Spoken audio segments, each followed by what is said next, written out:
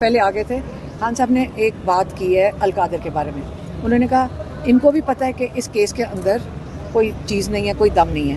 انہوں نے یہ جو اسکرپٹ بنائی ہے وہ یہ بنائی ہے کہ جب یہ ختم ہوئیں گے تو اس کی ہانڈی پک چکی ہوگی اور اس کے اوپر پھر ان کو قید کر دیں گے, اور قید اس وقت القادر پہ جا کے کریں گے جس وقت چھٹیاں شروع ہو جائیں,